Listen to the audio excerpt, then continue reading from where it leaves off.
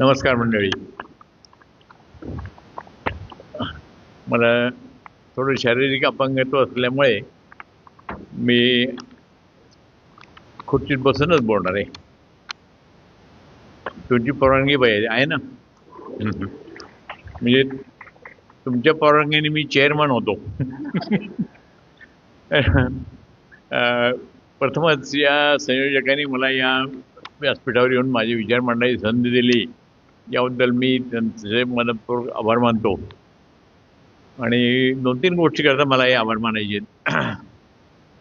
एक म्हणजे फेसबुकवर माझं ज्या भाषणात माझी ओळख करून देण्यात येते त्याच्यात त्याने असं लिहिलं होतं की वैचे सुप्रसिद्ध सामाजिक कार्यकर्ते, लेखक आणि विचारवंत. मी इतके दिवस कार्य करतोय पण मला कोणी विचारवंत म्हणायला तयार नव्हतं. आणि माझ्या दृष्टीने याची 2 कारणं होती. एक तर मला टक्कल नाही आणि दुसरं म्हणजे माझे केस पांढरे नाहीत. आता माझे काळे केस देते, नैसर्गिक काळे आहेत. मी त्याला रंगबिंग लावलेले नाही. पण का होईना काही विचारवंत असे असतात की ते सारखे कुठल्या ना कुठल्या नेत्याच्या मागे मागे असतात किंवा त्याच्या पुढे पुढे तरी असतात. त्यांना विचारवंत म्हणण्यापेक्षा लाचारवंत म्हणतात का बाकीचे लोक. तर असं विचारवंत नसलेच बरं. त्यामुळे त्याबद्दलही मी ऋणी आहे. दुसरं म्हणजे या सभागृहाच्या प्रज्वलाला डॉक्टर शंतनुराव बेंकर प्रज्वल असं नाव दिलेलं आहे. तुम्हाला सगळ्यांना कल्पना असेलच, डॉक्टर शंतनू हा माझा मुलगा. तो वयाच्या 60व्या वर्षी त्याचं निधन झालं आणि माझं वय 90 चालू आहे. आता मी अजून म्हणजे उलटा नाही म्हणतात तसं काही ते झालेलं आहे. पण हरकत नाही. त्याचे विचार नास्तिक प्रखर होते आणि ते आता पुढे चालवायची संधी मला त्यांनी दिली असं मी समजतो.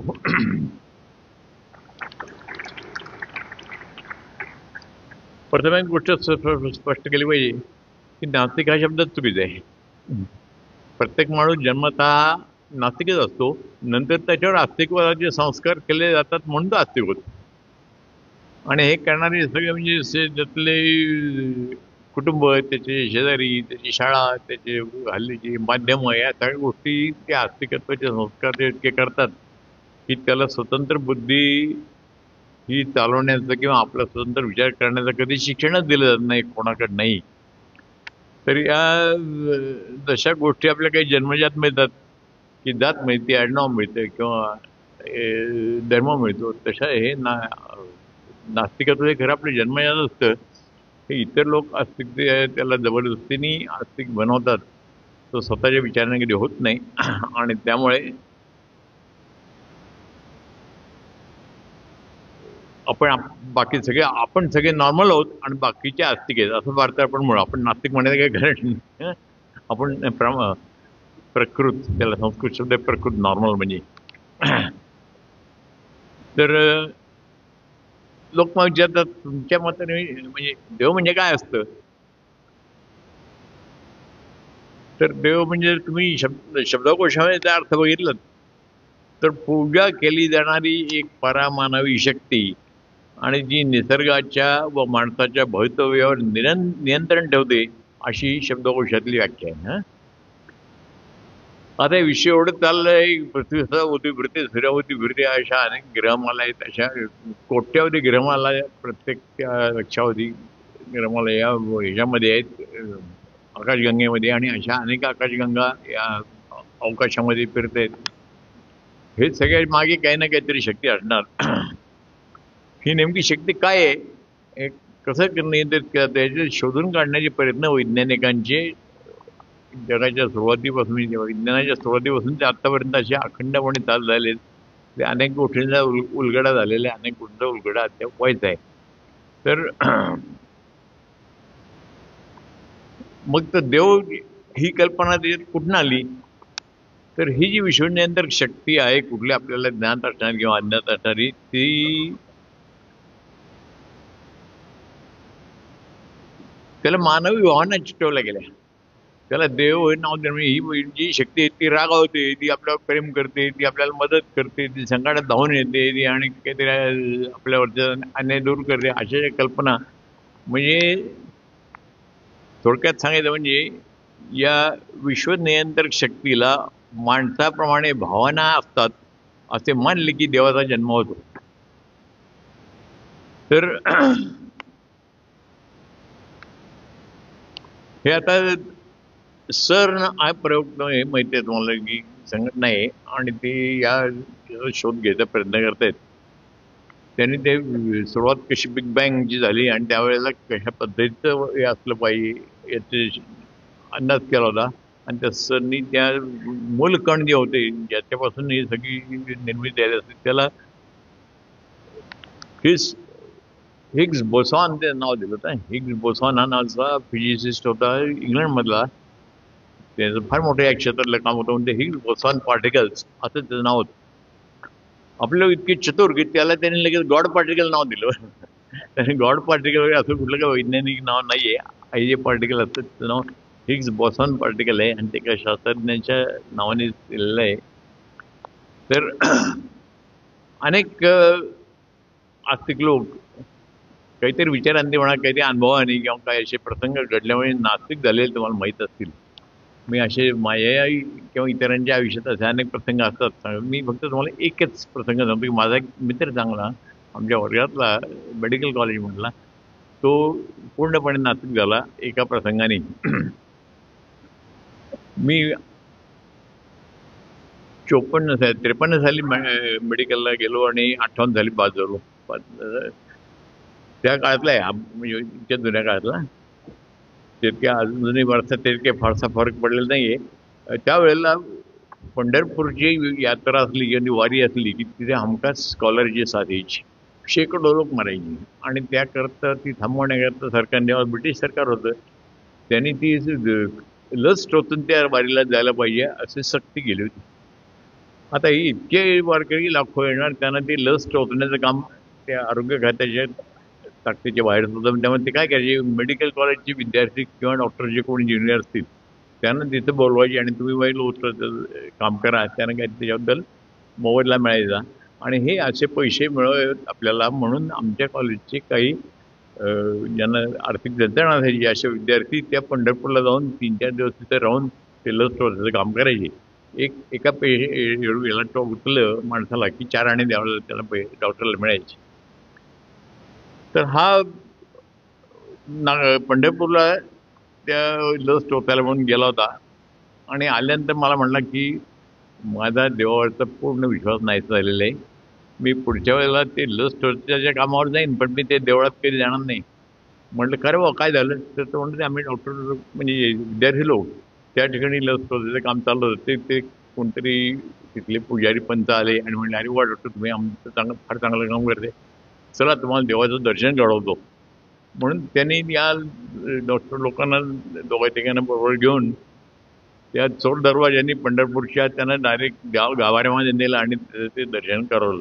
त्याला म्हटलं बरं मग काय झालं विषय त्यात. तो मी जेव्हा ते गेलो तिथे तेव्हा ते प्रचंड गर्दी होती बारीला ओळीनी ते लोक एक वारकरी होत होते आणि तो जो तिथला पुजारी किंवा ते बडवे म्हणतात तो होता.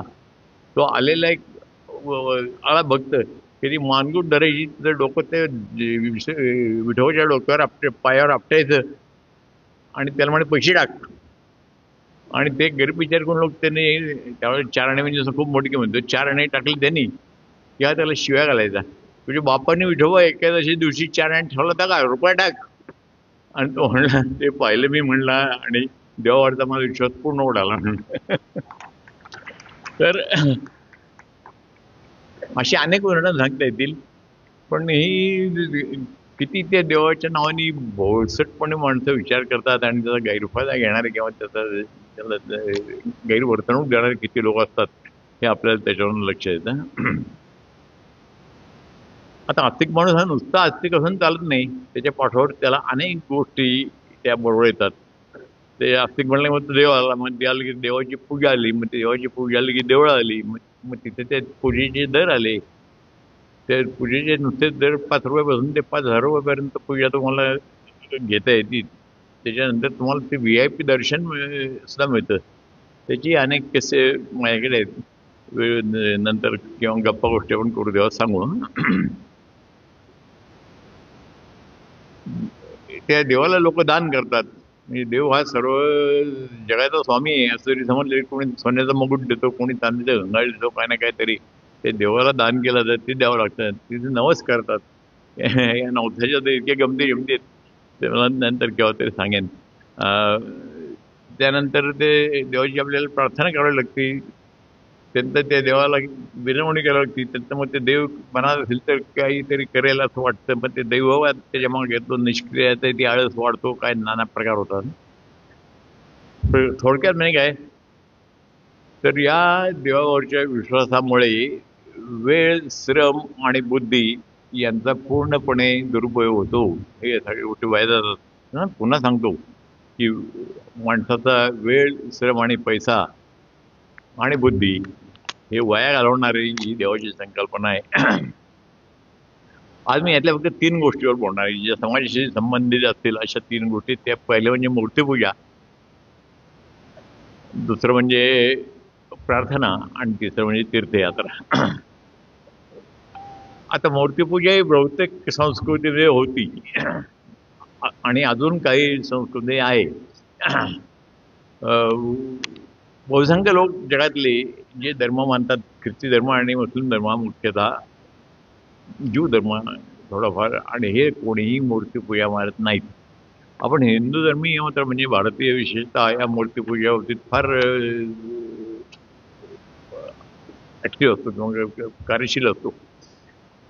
आणि ते काय आपल्याला चांगल्या भावना मनात असतील किंवा सद्गुण असतील, त्याचे प्रत्येक म्हणून एक मूर्ती केली जाते आणि त्याची पूजा किंवा आपण हे करतो. इथपर्यंत ठीक आहे, बा तुम्हाला काहीतरी एक प्रतिमा लागते म्हणून तुम्ही सद्गुणाचं प्रतीक म्हणून ते हे करता. पण आजकाल जर पाहिलं त्या मूर्तीपूजेचा अतिरेक होतो. मी आता सांगितलं बघ की मुस्लिम लोक मूर्तीपूजा मानत नाहीत, पण ते यांना त्या स्वरूपात ही मूर्तीपूजा त्यांच्याकडे केली जाते कशी ते सांगतो. आमचे काही मुस्लिम मित्र आहेत ते हज यात्रेला जातात. पण एकेका माणसाने तर आमच्याकडे 4-4, 5-5 वेळा हज यात्रा केलेली. त्या हज यात्रेमध्ये एक भाग असा असतो की एक दगडी स्तंभ असतो. तो सैताने अशी कल्पना करून त्याला दगड मारायची. 3 दिवस 3 वेळा दगड मारायचे. त्या पत्रांना अल्लाहू अकबर त्यावेळेला ओरडायचं. तर त्याला म्हटलं काय रे, काय पद्धत आहे? तर तो म्हणला की ते सैतानाचं प्रतीक म्हणून आम्ही त्याला दगड मारतो म्हणून. तर त्याला म्हटलं, जर सैतानाचं प्रतीक म्हणून तुम्ही एखाद्या दगडी खांबाला दगड मारता, तर आम्ही सद्गुणाचं प्रतीक म्हणून एखाद्या एक मूर्ती केली आणि त्याला हार फुलं वाहिली तर काय बिघडतं एवढं? त्याला काही योग्य उत्तर देता आलं नाही. पण म्हणजे काही ना काही प्रत्येक स्वरूपात ही मूर्तीपूजा अनेक लोक अनेक पद्धतीने मानतात. आणि आता जैन बुद्ध या धर्मात सुद्धा, बाई धर्मात सुद्धा मूर्तीपूजा नाही आहे. तुम्ही जर कुठल्या ज्यू सिनेगॉगमध्ये गेलात पुण्याला, इथं ते लाल देऊळ म्हणून प्रसिद्ध आहे ते सिनेगॉग, आतमध्ये कुठल्याही देवाची मूर्ती नसते, कुठल्याही देवाचं किंवा माणसाचा फोटोसुद्धा नसतो. इतकं ते मूर्तीपूजेला त्यांचा विरोध आहे. तर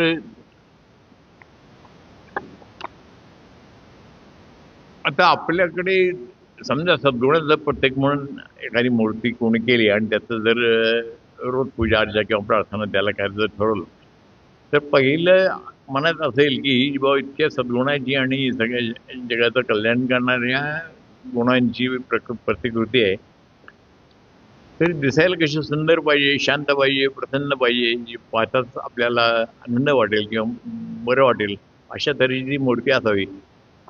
तुम्ही काही काही देवाच्या मूर्ती बघितल्या तर ते भयानक असतात. आणि मी बरेच गंमत म्हणून सांगतो की जे बायका विषय ते महालक्ष्मी पूजा करतात ह्याच्या कोल्हापूरच्या, त्या अंबाबाई झवंद काळा चेहरा, मोठाले असे डोळे आणि अनेक देवतांच्या अशा स्वरूपात. म्हटलं एखाद्या बाईला खरोखर अंबाबाईसारखी मुलगी झाली तर ते स्वीकारायची नाही, सोडून देईल त्या मुलीला. तर असे या मूर्ती आणि त्याच्यावर स्तुती करत असतो. पंचतुंड नररुंड मालधर असं शंकराचं वर्णन आहे एकाच्या. त्या नांदीमध्ये. आणि ते 5 तोंडाचा देव आहे काय, तो नरवण्याची माला घालतो. बापरे, मग ते ऐकल्यावरच अंगावर काटा येतो.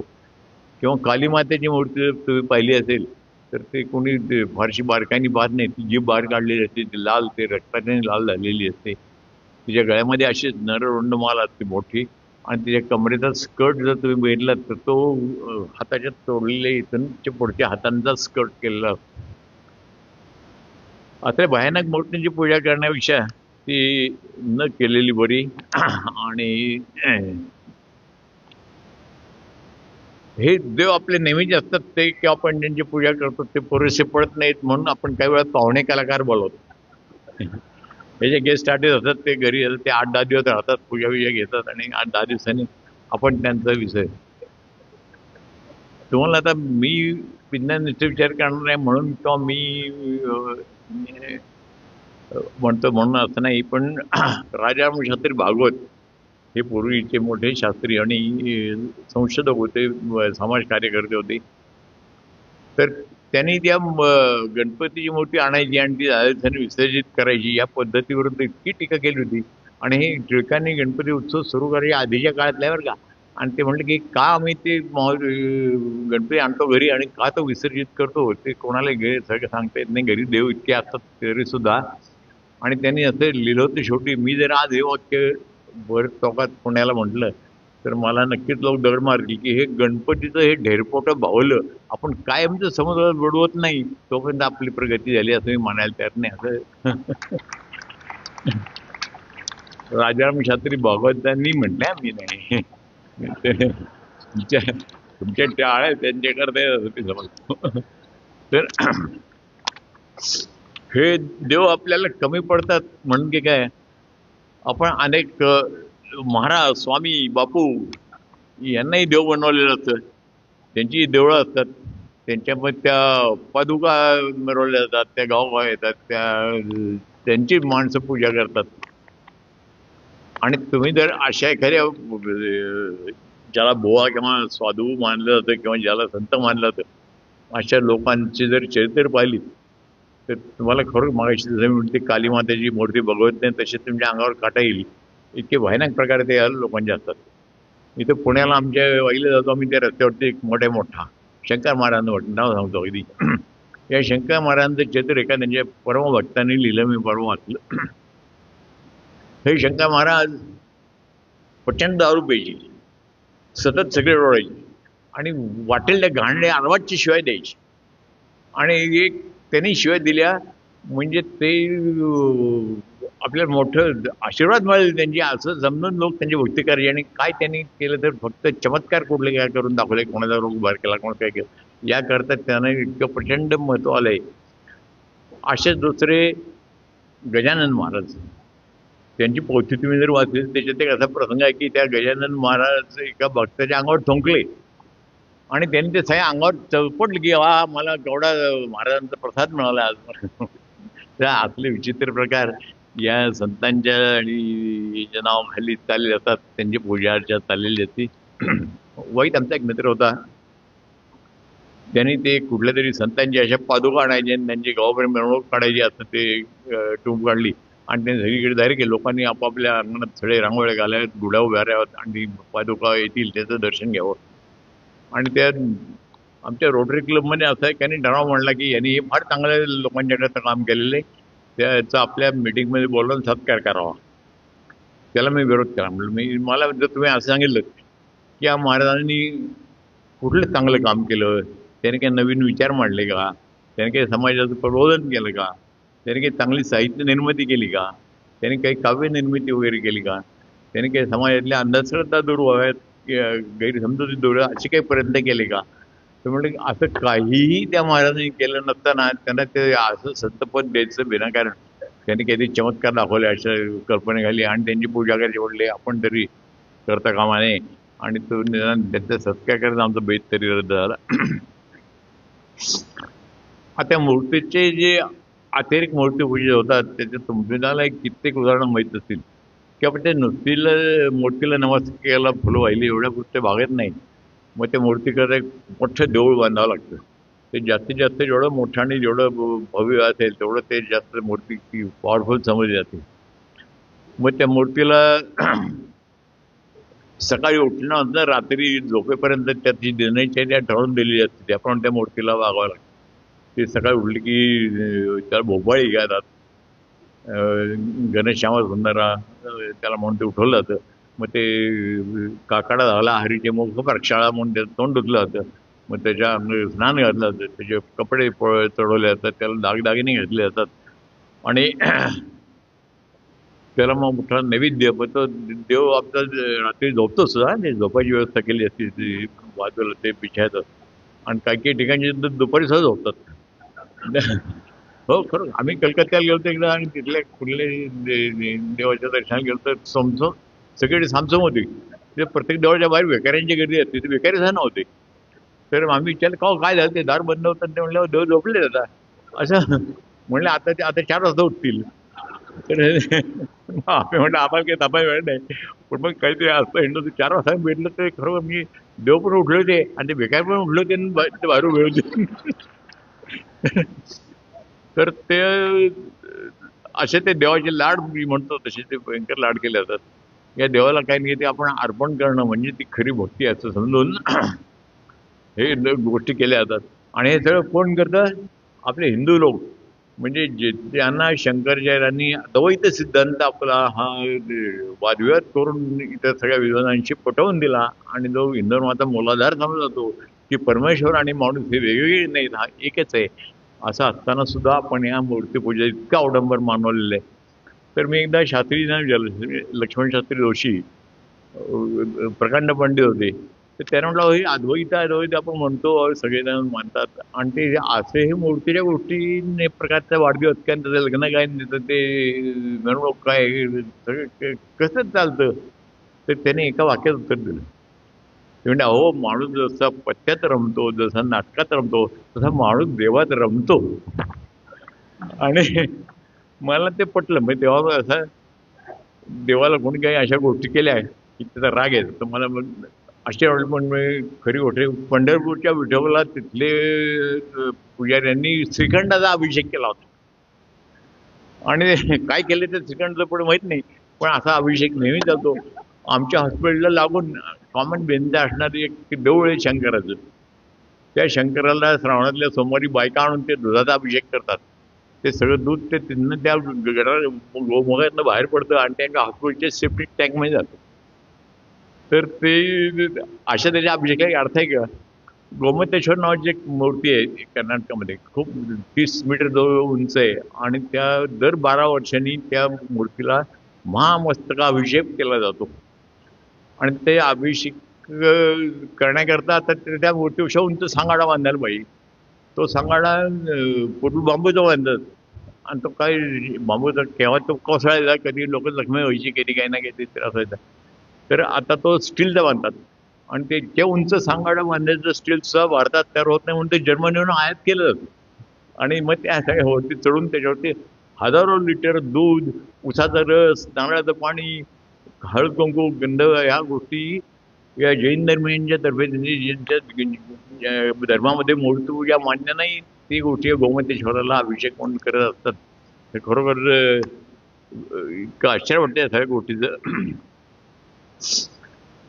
हे आणि आपला स्वतंत्र किंवा असा विचार, वेगळा विचार न करणारा समाज या सगळ्या गोष्टीला पाठिंबा देतो.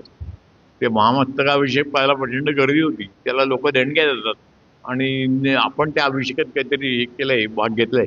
म्हणजे त्या मध्यंतरी आपल्या गणपतीला अचानक दूध प्यायची हुक्की आली. तो गणपती दूध प्यायला लागला आणि त्याच्या हजारो लिटर दूध ते गणपतीला पाजण्यात वाया गेलं. त्या ह्या मूर्तीच्या नावाने असे प्रकारचे चालते असतात. ते खरोखर मी म्हणतो ते राजमशास्त्री भागवत म्हणतात, हे सगळे प्रकार जेव्हा बंद होतील तेव्हा खरी आपली प्रगती लोकांची झाली असं म्हणता येईल. देवाच्या पाठोपाठ येते ती गोष्ट प्रार्थना. प्रार्थना ती देवाला केलेली विनवणी असती आणि त्या अमुक अमुक हे कर असं त्याला सांगितलेलं. तुम्ही कुठल्याही प्रार्थनेचं जर विश्लेषण केलं तर त्याच्या 3 भाग असतात. पहिला भाग असा असतो की तो जो देवता असती त्याचं त्याच्यात वर्णन केलं आणि त्यात गुणवर्णन त्याच्याबरोबरही असतं की तू किती थोर आहेस, किती महान आहे, तू किती ग्रेट आहेस, तू किती फॅन्टॅस्टिक आहेस, असं सगळं त्याला त्या देवा त्याला आपणच सांगायचं बरं का की तू किती महान आहेस. आणि त्याचे कपडे आणि त्याचे अलंकार आहे तसं वर्णन. आणि हे वर्णन झाल्यानंतर मी किती तुच्छ आहे, मी किती पापी आहे, मी पामर आहे, मला तू असा स्वतःकडे कमीपणा घेऊन त्याचं वर्णन केलं असतं. आणि तिसरा भाग म्हणजे एका युनियनचं मागणी पत्र असतं ना तसं, मला देवा तू हे दे, मला ते दे, मला ते दे. अशा अशा सगळ्या त्या मागण्या प्रार्थनेतून केलेल्या असतात. तर आणि हे त्यांनी आपल्या मागण्या पुरवायत म्हणून त्याला काय नाही तिथं दक्षिणा किंवा तिथं ठेवलं जातं. आणि मी वाशी म्हटलं त्यामुळे ते लोक त्या मूर्ती लावून प्रचंड रकमा त्या देवस्थानाला दान म्हणून देतात. आणि जेवढा तो मोठा किंवा ताकदवान देव असेल तेवढे त्याला जास्त जास्त देणक्या मिळतात. आणि जसे हॉटेलचं ग्रेडिंग येतं ना, 1 स्टार किंवा 5 स्टार 7 स्टार, तसं त्या देवळांचं असं ग्रेडिंग येतं ना की रस्त्याकडेला कुठं तुम्हाला एखादं छोटं देऊळ दिसतं किंवा मग एकदम फॅन्टॅस्टिक 7 स्टार देवळं सुद्धा, बालाजी काय किंवा विष्णुदेव काय किंवा ते आता इथलं नवीन अयोध्येतलं त्या अयोध्येतल्या देवळाची गंमत सांगतो मला. जेवढा प्रचंड गर्द करून ते देऊळ उभारलंय आणि त्या ठिकाणी रामलल्ला अशी ते देवाची मूर्ती आहे. म्हणजे 5 वर्षाची ही देवता असताना ती कशी असेल त्याचं सारण रूप त्यांनी त्या मूर्तीमध्ये साकारलेलं आहे. ठीक आहे, इथपर्यंत मी मान्य होतो. पण त्या 5 वर्षाच्या मुलाच्या हातात एका हातात धनुष्य आणि एका हातात बाण आहे. आता 5 वर्षाच्या मुलाच्या हातात धनुष्य आणि बाण दिल्यानंतर काय होतं हे ती रामायण मालिका जेव्हा टीव्हीवर चालू होती ना, तर दर रविवारी हॉस्पिटल आम्ही बघत 4-5 पोरं आलेले असतील ते भाड्याच्या मला आलेले.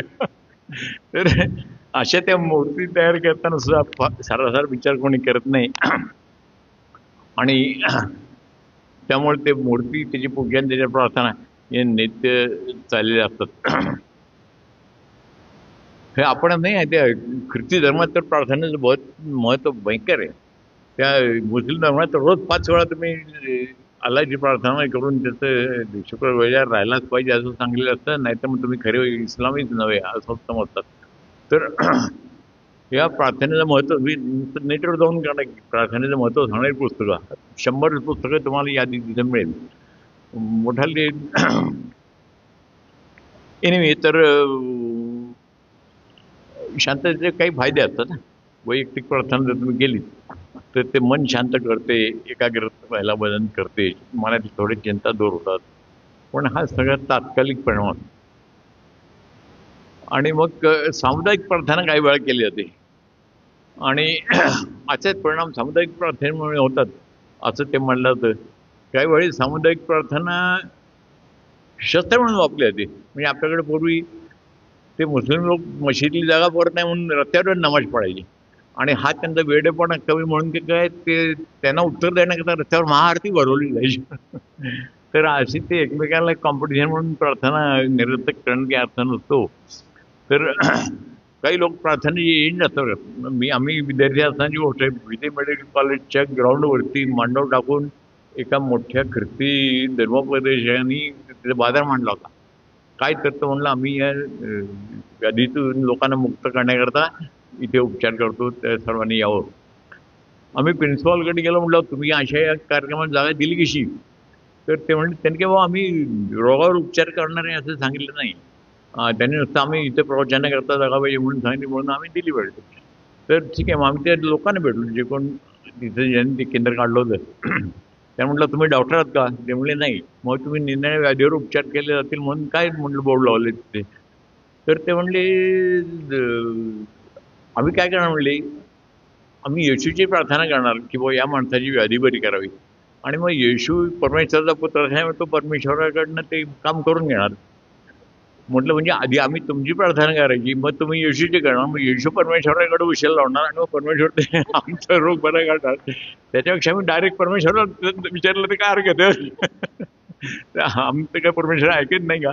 तर ते अर्थात त्यांनी काही ते मनावर घेऊन त्यांचं चालू होतं ना. आजच्या म्हणजे हजारो तिथे गर्दी करून जात होते आणि अजूनही असा कोणी माणूस भेटतो आपल्याला की तो अवैज्ञानिक उपचार मोठमोठ्या दारात ते देऊन करत असतो. तर फरशीवाले बाबा काय किंवा ते डोळ्यात औषध घालणारे ते कोण गुरुबंधू कोण देते काय असे हे शेकडो प्रकारमध्ये अंधश्रद्धेमुळे पाहायला मिळतात. अशाच प्रकारे त्या देवाला नवस केला जातो. नवस म्हणजे तर ते देवाला दिलेलाच असते. म्हणजे आपण ते एखाद्या तलाठ्याला पण सांगून काय तू घे असेल ते भाऊ पैसे पण ते माझं काम कर तसं ते देवाला सांगितलं होतं. आणि एक लाचखाऊ त्याला आपण बनवण्याचं काम नवस करून करत असतो. या नवसाच्या अनेक गमतीच्या गोष्टी आहेत माझ्या अनुभवात, पण तुम्हाला एकच सांगतो. आमच्या गावात एक माणूस होता बिचार मध्यमवर्गीय, बँकेत काम करायचं, फार मोठं किती उद्यान होता. आणि ते आणि तो आणि ती बायको एक दिवशी दुपारी कुठेतरी लग्नाला गेले. ते आपल्याला माहिती आहे लग्नाला ते मिनिमम दागिने असल्याशिवाय आत प्रवेश मिळत नाही आपल्याकडे. ते सगळे दागिने त्या बहिणी घातले होते. आणि ते दुपारी उन्हाची वेळ ते जेवण एवढं झालेलं लग्नाचं, ते उन्हातून बिचार घरी आले. आणि त्या बहिणी काय केलं ते सगळे दागिने एकत्र करून एक रुमाल मानले. टेबल बाहेर दरवाजाला लागून ते हॉल होता तिथल्या टेबलावर ठेवले आणि ते दोघे झोपले तिथेच हॉलमध्ये खाली.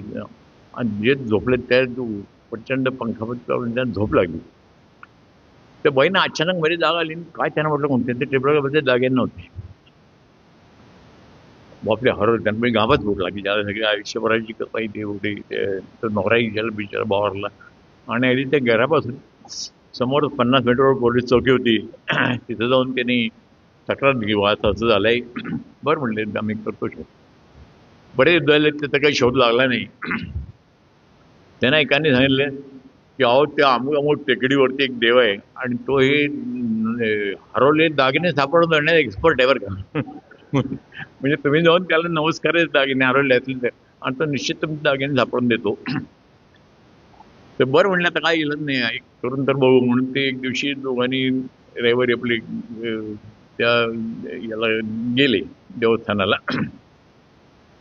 असं म्हणत गेले. ते दुपारी बघतात तर तिथे पोलिसांच्या जीप गाड्या धावपळ चाललेली, ते पुजारी बिजारी सगळे इकडे तिकडे पळापळ. त्यांनी म्हटलं का हो काय कोणी मंदिर आले तू दर्शनाला. ते म्हणलं मंदिर कोणी दर्शनाला आले नाहीत, या देवाचे दागिने काल चोरीला गेले म्हणलं. तर आता देवाचे दागिने चोरले म्हणलं हे काही नवस न घेता परत माघारी आपले दागिने सांभाळू शकत नाही तो देव आमचे काय ऐकलं. तर हे प्रार्थनेतले एक्सपर्ट असं म्हणता येईल ज्यांना की किंग ते म्हणजे विनोबा भावे. ते गांधीजींचे शिष्य होते तेव्हा गांधीजी रोज प्रार्थना करायचे, यांची रोज प्रार्थना झाली. पण ते सुद्धा सांगायचे की अरे प्रार्थनेला सुद्धा मर्यादा असतात. मी समजा उद्या मला चेन्नईला जायचंय, दिल्लीला जायचंय आणि मी चुकून चेन्नईला जाणार गाडीत बसलो आणि वाटभर अगदी जीव तोडून प्रार्थना केली ही गाडी दिल्लीला जाऊ दे दिल्लीला जाऊ द्याल का म्हणले किती वेळ. तर म्हणजे असं कधी होत नाही. आणि एक प्रार्थनेची एक व्याख्या सांगतो लक्षात घ्या. प्रार्थना म्हणजे तुम्ही तुमच्या मनाशी काय म्हणतात ते तर ऐकून निसर्ग नियमात बदल घडवणारी कुठलीही शक्ती अस्तित्वात नसते. हे तुम्ही अगदी निश्चित समजा. चमत्कार वगैरे कोणी ती शक्ती किंवा देव घडवून आणू शकत नाहीत आणि तुम्ही ती मागणी कोणी करू शकत नाहीत. आम्ही त्यावेळेस अशा गमतीची प्रश्न विचारतोय प्रार्थना करणाऱ्यांना. समजा एक भारत पाकिस्तान विरुद्ध मॅच आहे आणि त्या भारताच्या कप्तानानी हाजी अलीला नवस केला की आमची टीम नको दे आणि पाकिस्तानच्या यांनी त्या गणपतीला मुंबईच्या किंवा महालक्ष्मी नवस केला सिद्धिविनायकाला की बाबा आमची टीम नको दे. म्हणजे कुठलं देव कोणाचं ऐकेल बरं. तर असं काय कोण देव ऐकत नाही. हे प्रार्थना करणार प्रार्थना म्हणजे तुम्ही तुमच्या मनाशी काय म्हणता ते ऐकून निसर्ग नियमात बदल करणारी कुठलीही शक्ती अस्तित्वात नसते. आणि आता शेवटचा आपला विषय तीर्थयात्रा. तीर्थयात्रा एखादी लहानशी खेडेगावातली दरवर्षी जत्रा असते आणि ती त्यानिमित्ताने तिथले परगावी गेले लोक किंवा कुठं मुंबई पुण्यावर कामाधंदा नृत्य करणारे लोक एकत्र येतात, एकमेकांना भेटतात, त्यांच्या काही विचारविनिमय होतात, लग्न होतात, इथपर्यंत ठीक आहे. पण एखाद्या स्थानाशी मोठ्या प्रमाणावर लोक जमतात त्यावेळेस तिथे काही तिचं फायदा न होता तोटाच त्या ह्याचा जास्त होतो. तर सुरुवात या तीर्थयात्रेला झाली असावी. आपण जर विचारलं तर असं लक्षात येईल की जुन्या काळात ज्या वेळेला सगळ्यात घोडा हे वेगवान सगळ्यात वेगवान वाहन होतं आणि लांब लांबचे लोक एकत्र यावेत असं काहीतरी युक्ती करायची, तर त्याने ठरवलं की अमुक दिवशी अमुक ठिकाणी सगळ्या लोकांनी एकत्र जमायचं. हा त्याच्यामागे उद्देश की काहीतरी विचारविनिमय करायचा, एकमेकांच्या समजावून घ्यायच्या, काही नवीन गोष्टी कोणी काही माहिती असल्या तर त्या इतरांना सांगायच्या आणि त्या विवाह जमले तर जुळवायचे. जोपर्यंत तिथे मर्यादित लोक येत होते ते, कारण ते वेगळे नव्हतं, फार रस्तेही चांगले नव्हते, तोपर्यंत हे ठीक आहे, याचा हेतू साध्य होत होता. आणि ते लोकांनी यावं असं त्याकरता मग ते आमिष त्यानं म्हणून मग या ठिकाणी हे देवस्थान आहे, हे फार पवित्र आहे, या ठिकाणी येणाऱ्याला फार मोठं पुण्य लाभतं, अशी कल्पना लोकांची करून देऊन या तीर्थयात्रेला सुरुवात झाली.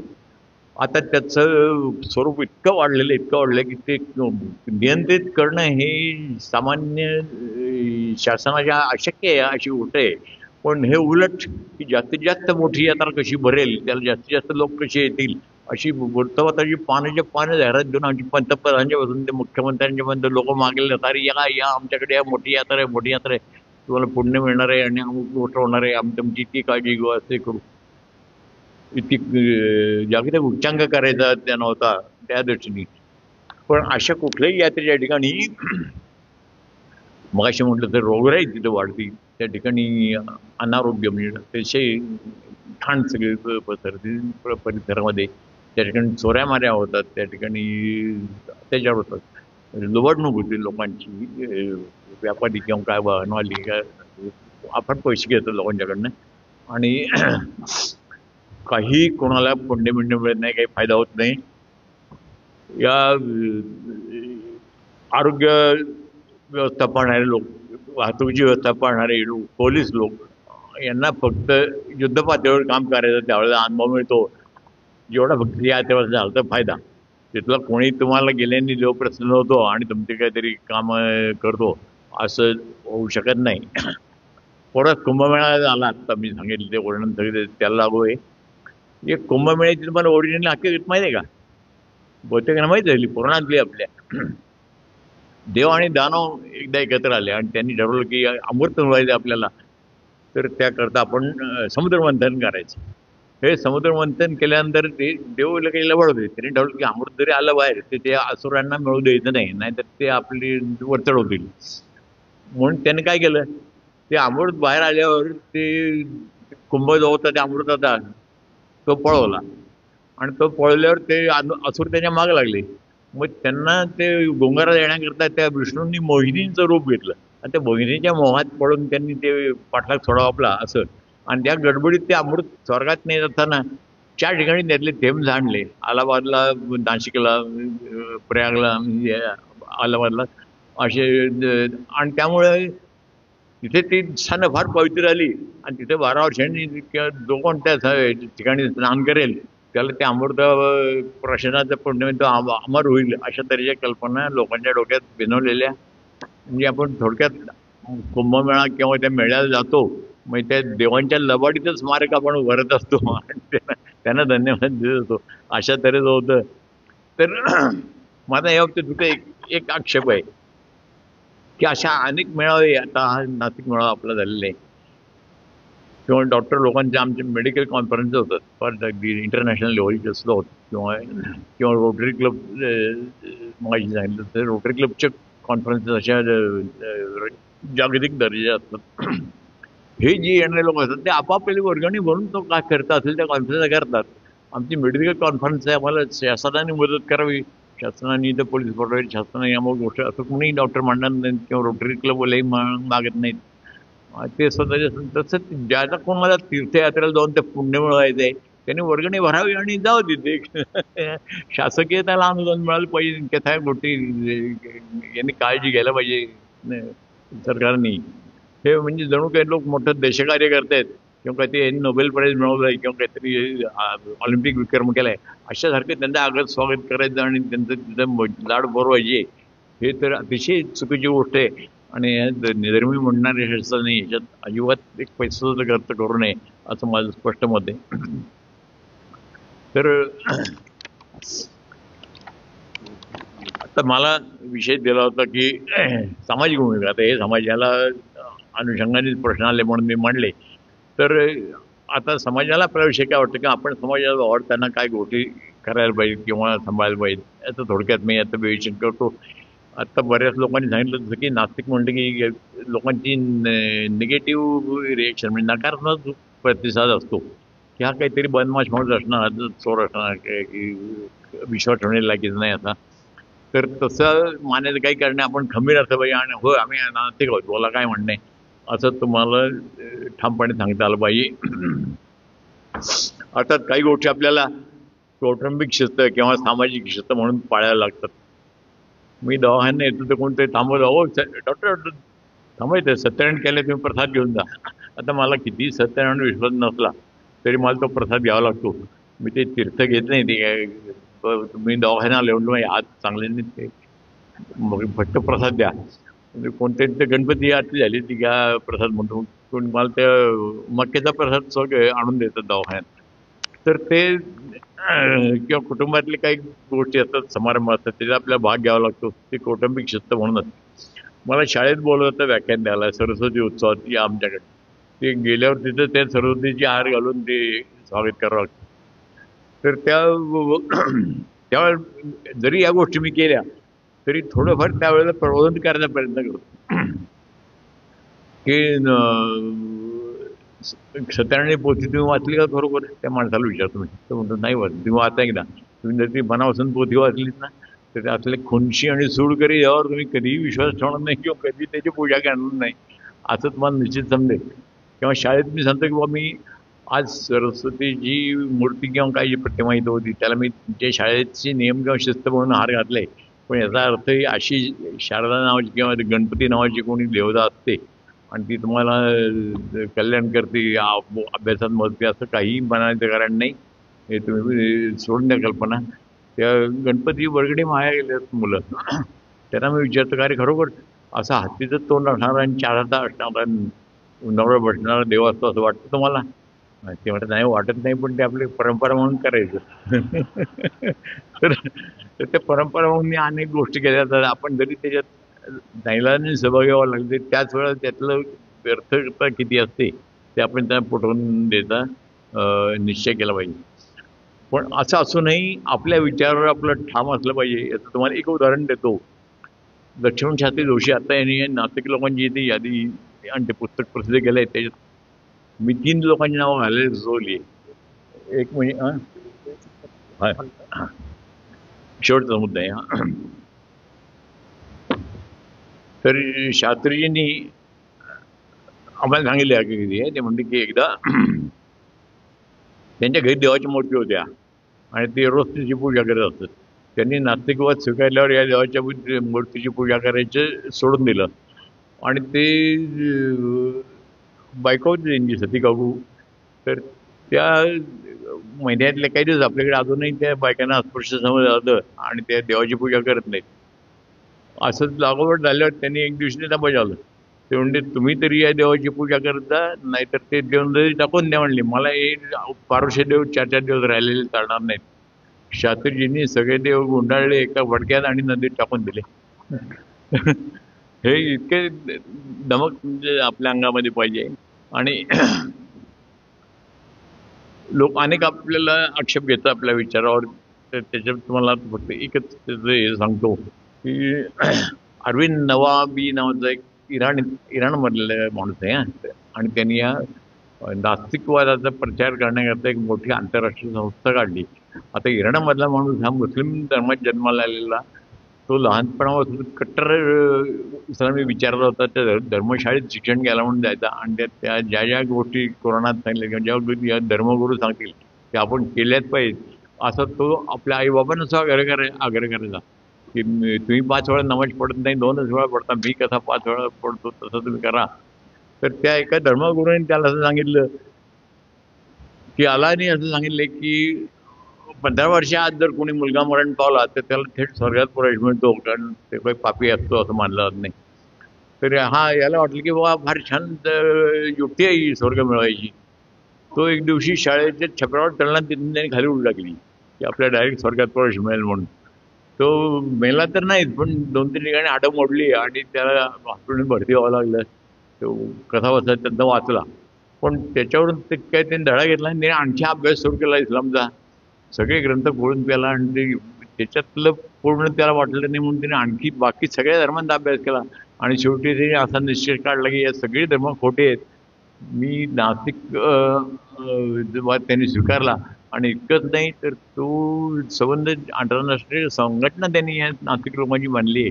तुम्हाला नेटवर त्यांची हे मिळतील. मी त्या माणसाने एक पुस्तक लिहिलं आहे आणि 20 आर्ग्युमेंट्स जे आस्तिक लोक तुमच्या विरुद्ध करत असतात त्याच्या प्रत्येकाचं मुद्द्याचं उत्तर त्या पुस्तकात, छोटं ते 100 पानी पुस्तक आहे.